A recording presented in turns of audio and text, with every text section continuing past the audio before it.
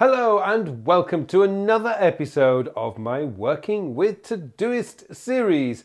And today I want to share with you a number of different ways of showing your tasks on a daily basis. Now, last video I shared with you how to use labels to get you to be able to chunk similar types of tasks together so that you can stay focused and in the zone. So you can, if you like, plan out your day based on the kind of work you're doing.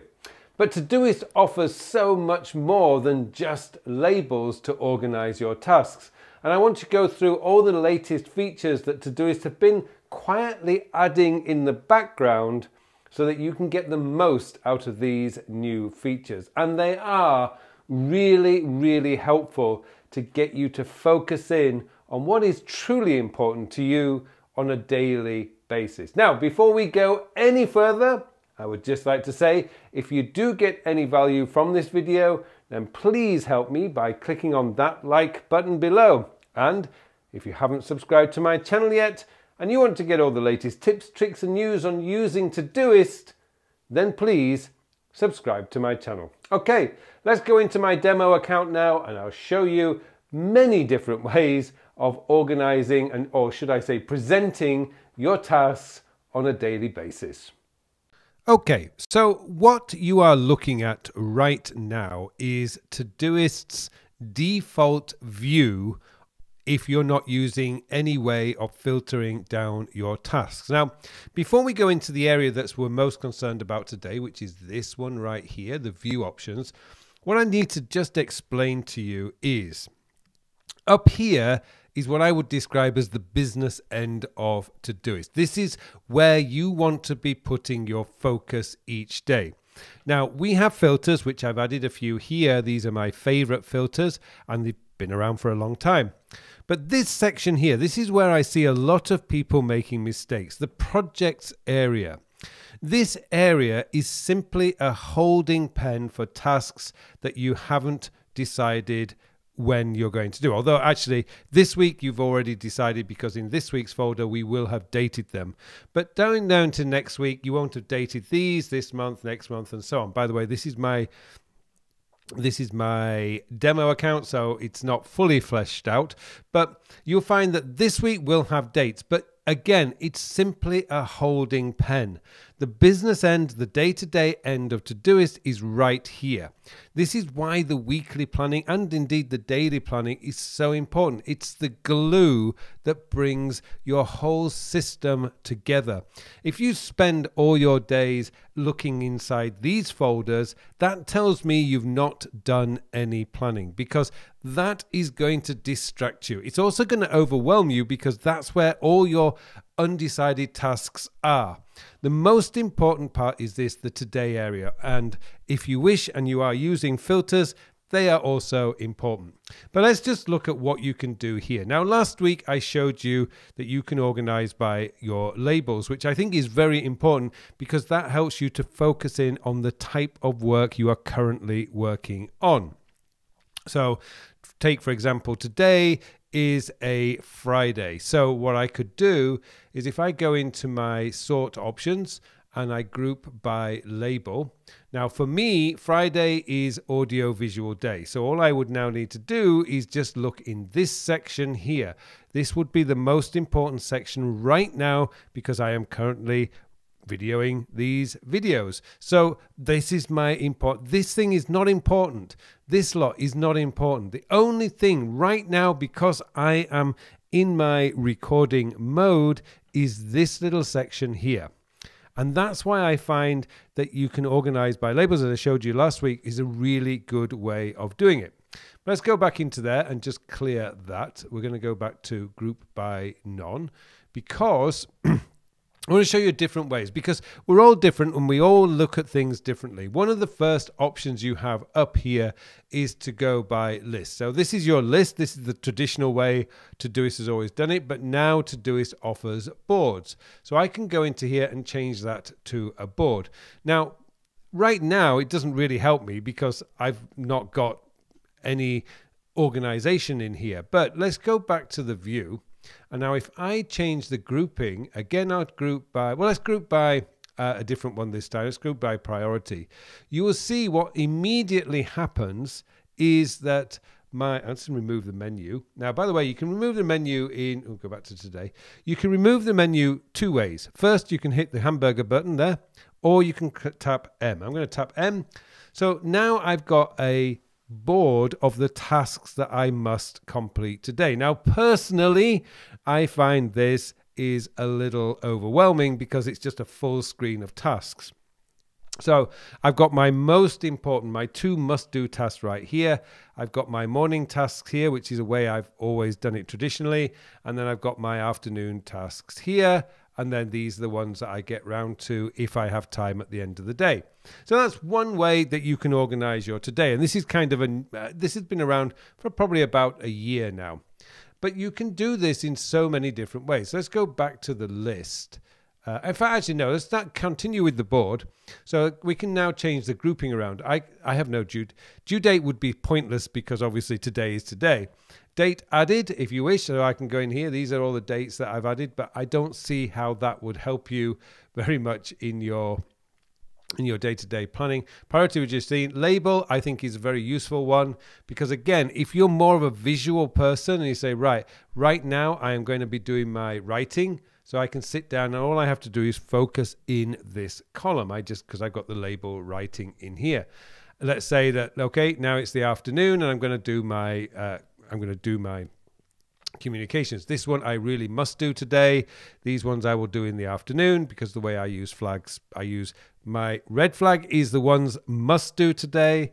Orange flags that's P2, which are for must be done or should be done in the morning, and blue tasks can be done in the afternoon. And then again, I've got my chores at the end of the day, which can be done in between sessions of work. The bonsai tree is just outside my office window, and the palm plant is in the office. So these can be done very easily. Going back into our view options here, with grouping by, so we can group down by project. Now, again, this project, it doesn't work if you're using, or it's not that useful if you're using the time sector system, but you have that option, particularly if you're organizing things by project in a more traditional way. So that's one way of doing it. So let's go back to label. I actually prefer, as I showed you last week, the list view of this. But now we have assorting options here. So I can assort by date. Now what that will do is organize things alphabetically, sorting by name. I can assort by assignee. Again, it's not useful. Due date, not useful because we're looking at the today list here. I can go and organize by priority, and I can sort by, and you can, by the way, once you're changing by priority, you can do it by descending or ascending. So I'm going to do it to ascending. So the most important is at the top. And again, we can go down here and we can organize by project. Again, that's not really going to help within the time sector system. And again, if you switch this layout now to group board, as I say, you've got some really interesting ways of organizing your tasks. So that's going it from, I'm going to clear that out and we're going to go back to the list here. And what I'm going to do is you can bring back the menu. Now, the new thing in Todoist is that we cannot change upcoming. Now, upcoming is just done as either a list or a board. When you go in here, you can sort it. So you can go by default, or I can sort by priority, but you'll notice that label isn't there. So your upcoming view isn't going to give you a great deal of additional information. It's just going to give you it either as a list, so we can go in there and you can change that to list, and you can see, I mean, when you've got a list view, it's infinite scrolling, so you can go all the way down infinity. I actually prefer personally to have the upcoming as a board. I use it in my planning so I can see very easily as the week goes how balanced I've got my week. So generally speaking, I want it to be reasonably balanced. And we can go into our filters. So these are the filters that I use every day. And okay, I know every time I do this, and I show it every time, people want to know what are these filters. So here we go. today and P1 is my objective. So priority 1 and dated today. I've got it red. That is my filter query. Today's focus is a little bit different. Today's focus is today and exclamation mark P4, which means exclamation mark means not. So today, so everything that's flagged but P4, not P4. And then tomorrow, because that's for my planning at the end of the day, is 2 days. So that's going to show me today and tomorrow and not P4. So P4 basically are tasks that are not that important.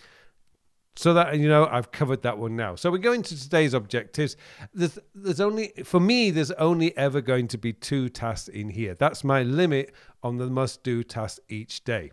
So I'm not going to change that, and I don't really need, that's not going to be overwhelming in any way. However, today's focus, I like to now, this is something new, but I like to actually organize that by the type of work I'm doing. So I can look at my writing and I can say, oh, right, yes, these are the things that I must write today. So if I give myself a 2-hour writing block, I should be able to get that done. In the morning, I'm doing my audio visual. I'm recording my YouTube videos, and I will edit the video in the afternoon or later. And then I've got my communications, which I will do later in the day. Notice with my focus view, I don't see the white flags because I don't want to see those. They're not the most important task today. These must be done first. It just helps to reduce the overwhelm. And then tomorrow's focus is not going to be showing very well because it's showing me today's list here.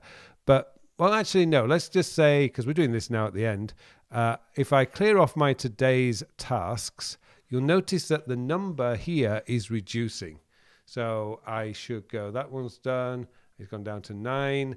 That one's done. And if I can clear off these like this, you will see now that tomorrow's focus is just 3 things that I have to do with it being Saturday. But this is my demo account. So, of course, it's not going to show up. So there you go. That's what I wanted to show you. By the way, if you do use a project view, and I strongly recommend that you don't, because these they're just holding pens, you can go into projects and you can change these as well. So I can group these by due date because it's a project. I'm going to leave the folder so I can see how I've planned out this particular project. In my case, it's this week, so it's only going to be showing tasks over the next 7 days, but that's just going to give you some idea of how you can actually manage or organize your projects. But hopefully these are only used when you're planning or processing your inbox.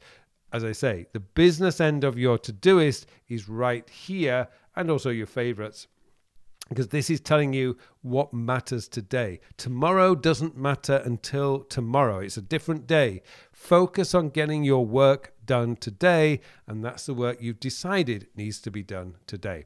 Well, thank you so much for watching this episode, and it just remains for me now to wish you all a very, very productive week. Hello, thank you very much for watching my videos. Now I have something exciting to tell you about. Recently I have developed a brand new time management system. It's a system designed to manage your time in the 21st century. The world has changed a lot over the last 20 years. In fact, it's actually changed a lot this year. And what we need now is a system, a time management system that is very easy to use, easy to maintain, so that you can spend more of your time doing the work. And that's what the time sector system is all about.